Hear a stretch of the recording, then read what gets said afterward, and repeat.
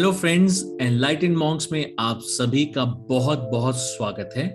चलिए आज के वीडियो के माध्यम से श्री गोपीनाथ जी का आधा लड्डू कथा का आनंद लेते हैं। चलिए शुरू करते हैं अपनी कथा। एक बार की बात है कि पश्चिम बंगाल के श्रीखंड नामक स्थान पर भगवान के एक भक्त श्री मुकुंद दास रहते थे। श्री मुकुंद दास के यहाँ भगवान श्री गोपीनाथ जी का श्री विग्रह यानी कि श्री मूर्ति थी।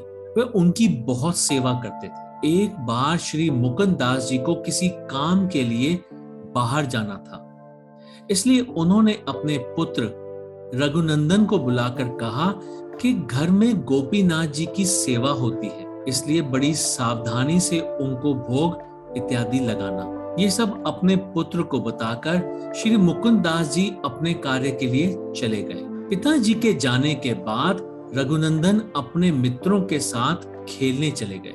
दोपहर के समय माताजी ने आवाज देकर कहा, अरे रघुनंदन, भोग तैयार है, आकर ठाकुर जी को लगा दो। रघुनंदन खेल छोड़कर आए। वह हाथ पैर धोकर भोग की थाली गोपीनाथ जी के आगे सजाई। फिर श्री गोपीनाथ जी से बोले, लो जी, आप ये खाइए, मैं कुछ देर में आकर थाली ले जाऊंगा। श्री रघुनंदन अभी बालक ही थे, इसीलिए बड़े ही सरल भाव यानी कि बालक बुद्धि से रघुनंदन जी ने श्री गोपीनाथ जी से निवेदन किया और फिर वे खेलने चले गए। कुछ देर बाद उन्हें याद आया कि गोपीनाथ जी उनकी प्रतीक्षा कर रहे होंगे कि कब आप थाली लेने आएंगे। ऐसा सोचकर वो घर के मंदिर में आए। आकर देखा कि भोग तो ऐसा का ऐसा ही रखा है जैसा वो उसे छोड़कर गए थे। बालक रघुनंदन ये देख घबरा गए और कहने लगे, अरे आपने इसे खाया क्यों नहीं? क्या गड़बड़ हो गई? पिताजी को पता लगेगा तो बहुत डांटेंगे। ऐसा कहकर रघुनंदन रोने लगे, फिर भी कुछ नहीं हुआ। गोपीनाथ जी ने खाना शुरू नहीं किया। अब तो रघुनंदन जोर जोर से रोने लगे और हाथ जोड़कर कहने लगे, आप खाओ, आप खाओ, और अनुनय विनय करने लगे। ऐसे सरल और सच्चे भक्त प्रेम के पाले पड़कर प्रभु को नियम बदलना पड़ा और श्री गोपीनाथ जी प्रकट हो गए। रघुनंदन के सामने बैठकर खाने लगे। खाने के उपरांत श्री गोपीनाथ जी फिर से मूर्ति बन गए। रघुनंदन ने खुशी खुशी थाली उठाई और माँ को दे दी। माता ने खाली थाली देख सोचा कि ये तो अबोध बालक है, जरूर इसे भूख लगी होगी, इसीलिए स्वयं सारा प्रसाद भोग लिया या मित्रों में बांट दिया होगा। बालक को संकोच ना हो इसलिए माता ने बालक से कुछ पूछा ही नहीं। शाम को श्री मुकुंद जी घर आए तो बालक रघुनंदन से पूछा कि सेवा कैसी हुई। रघुनंदन जी ने उत्तर दिया, बहुत अच्छी। श्री मुकुंद दास जी ने कहा, जाओ कुछ प्रसाद ले आओ। रघुनंदन जी ने उत्तर दिया, प्रसाद? वो तो गोपीनाथ जी सारा ही खा गए, कुछ छोड़ा ही नहीं। ये सुनकर श्री मुकुंद दास जी ही बहुत हैरान हुए। उन्हें पता था कि इतना नन्हा बालक झूठ नहीं बोल सकता, और वो भी ऐसा।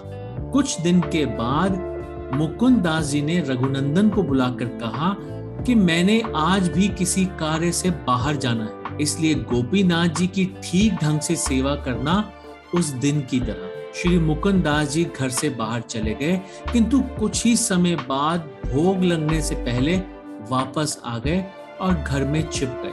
माता ने उस दिन विशेष लड्डू तैयार किए थे।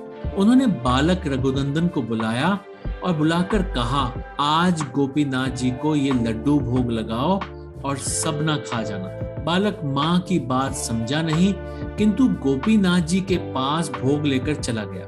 मंदिर में जाकर लड्डू से भरा थाल गोपीनाथ जी के आगे सजाया।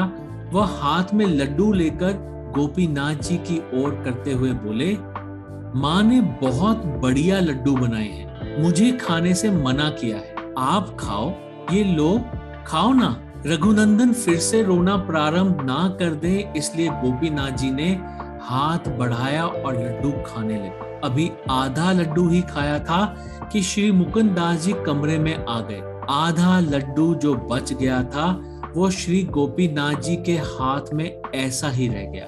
ये देखकर श्री मुकुंद दास जी प्रेम में विभोर हो गए, उनके नैनों में अश्रुधारा चलने लगी, कंठ गदगद हो गया और अति प्रसन्न होकर अपने रघुनंदन को गोद में उठा लिया। आज भी श्रीखंड में आधा लड्डू लिए श्री गोपीनाथ जी विराजमान हैं और कोई भाग्यवान ही उनके दर्शन कर पाता है। तो मैं उम्मीद करता हूँ कि आप सभी को इस कथा को सुनकर बहुत आनंद आया होगा। अगर आपको हमारा आज का वीडियो पसंद आया हो तो इसे लाइक और शेयर जरूर करें। So with that thought, thank you very much for going through this video. Stay happy, stay blessed, stay safe. Have a nice day ahead. Take care. Goodbye.